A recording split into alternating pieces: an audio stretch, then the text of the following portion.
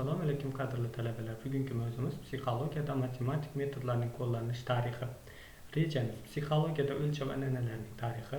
Ikkinchi, falsafa va psixologiya fanlarida sifat va miqdor tushunchalarining o'zaro aloqadorligi. Uchinchi, psixologiya fanidan miqdordan sifatga o'zaro o'tish.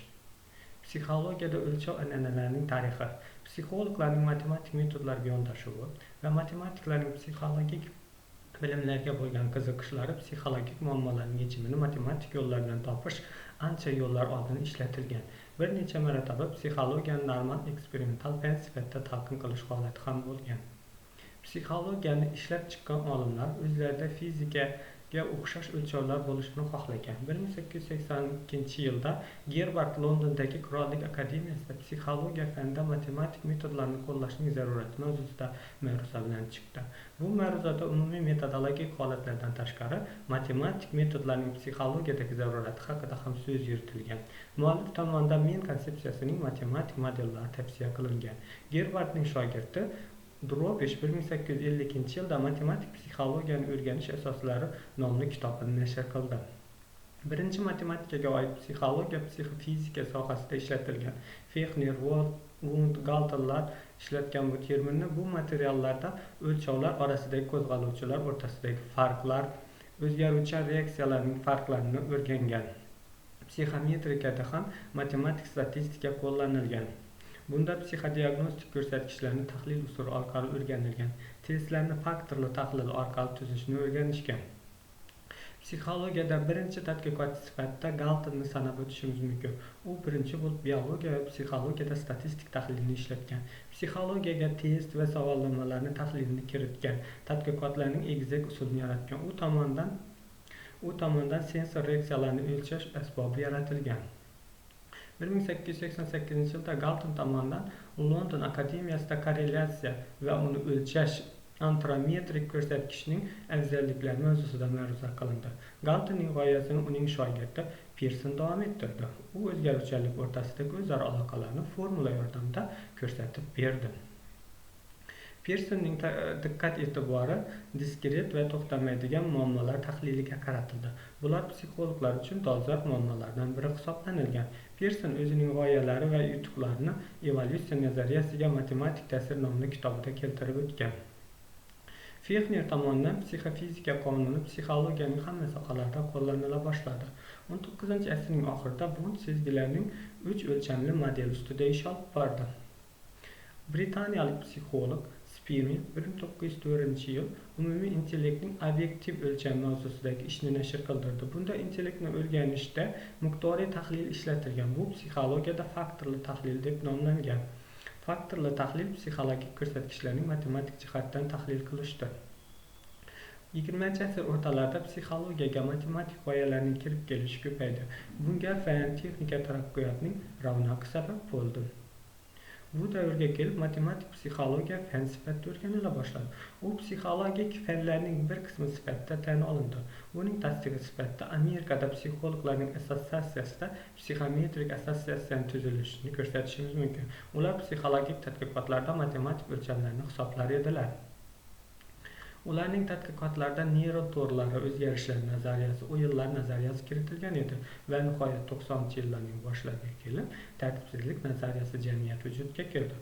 Uning vazifasiga sinergetikaning o'rganish, neyronlar to'rining tahlil, ijtimoiy va gumanitar fanlarda hujayralar avtomatlarni o'rganish kiritilgan. 90-yillarning oxirida quyidagi holatlar kuzatilgan. Ilmiy jihatdan aytib o'tilgan jamiyatlar bir-biri bilan hamkorlik faoliyatini amalga oshirgan. Amaliy ilmiy jamiyat xalqaro bo'lgani bilan hamma sohada amerikalik psixologlar lider bo'lganlar. Amerikalik psixologlar psixologiya fanida matematik apparatni ishlatish tarafdorlari bo'lishgan. Bu holat Kellerning ma'ruzasida o'z ifodasini topgan. O'zining ma'ruzasida muallif individga xos bo'lgan o'lchash, taqqoslash, baholash holatini keltirgan. Bu nuqtai nazardan esa psixologik tadqiqotlarda matematik usullardan foydalanish zarurati mavjudligini ko'rsatadi. Sovet ittifoqida ham matematik statistikani qo'llana boshladi. Buni Lomov, Ananev, Leontievlarning ishlarida ham kuzatishimiz mumkin. Ko'p o'lchamli statistik metodni tarqalishida Teplov va Nebelsillarning hissasi katta. SSRning har yilgi konferensiyalarida matematik psixologiyaga bag'ishlangan maxsus seksiyalar tashkil qilindi.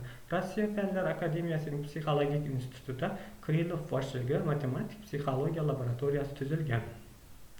Zamonaviy psixologiyada va fanlarda o'lchovlar. Shuni ta'kidlash kerakki, matematik psixologiyaning rivojlanishi bo'yicha sovet psixologiyasi orqada qolayotgan edi. Bunga ikkita sababni ko'rsatishimiz mumkin. Birinchidan, matematika fanining amaliy ahamiyatini yetarlicha anglanilmaganligi, ilmiy matematika rivojlangan. Har bir soha vakillari matematikani o'zlarining ehtiyojlariga ko'ra o'zlashtirgandirlar. 1933-yilda Kolmogorovning ehtimollar nazariyasi bo'yicha ilmiy ishi chop qilindi. Bu asar birinchi bo'lib rus tilida 1936-yilda nashr qilingan. Ikkinchidan, 40-yillarning oxiri 50-yillarning boshlarida fandagi formalizm natijasida tahlil qilinmagan va har qanday holatlarga shubha bilan qaralgan. G'arbda ishlatilgan statistik usullar sovet psixologiyasiga qiyinchilik bilan kirib kelgan. Bunda rus olimi Teflovning, Neblissin, Ananevlarning hissasi kattadir. Ular o'zlarining mavqelaridan foydalanib sovet psixologiyasiga matematik usullarni tatbiq qilganlar.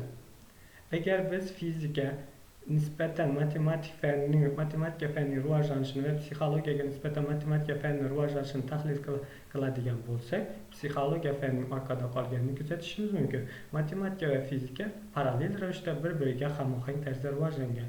Yangi matematik strukturalar hozirga qadar fizikada ham ishlatilib kelinmoqda. Psixologiya esa keyinroq rivojlangan. Shundan kelib chiqqan holda bir savol paydo bo'ladi. Psixologiya matematikaning oldiga yangi vazifalarni qo'ya oladimi? Mavjud bo'lgan metodlarni o'zgartirish mumkinmi? Shuni ta'kidlash lozimki, psixologiyada matematik usullarni qo'llay bilish va undan samarali foydalanishning o'zi ham psixolog mutaxassislar uchun alohida qiymatga ega. Hozirgi kunda matematik psixologiya termini psixologiya fan sohalarida nisbatan barqaror o'rin egallagandir. Shunga qaramasdan uning negizida eksperimental psixologiyaning materiallari yotadi. Matematik metodlarni psixologiyada qo'llash tajribalari Fexner psixologiya maktabi hamda Terstning psixometrik maktabi ijodiy izlanishlarida amalga oshirilgan.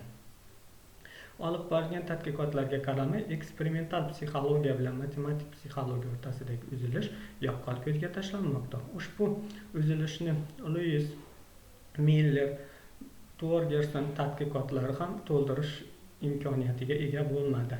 Eksperimental va nazariy psixologiyaning qator bo'limlaridan to'plangan natijalarni sifat tahlilidan so'z bilan bayon qilish kabi yo'llardan foydalanish an'ana tusiga kirib qolgani uchun matematik metodlarni qo'llash ularning ishonchlilik darajasini orttirish uchun xizmat qiladi.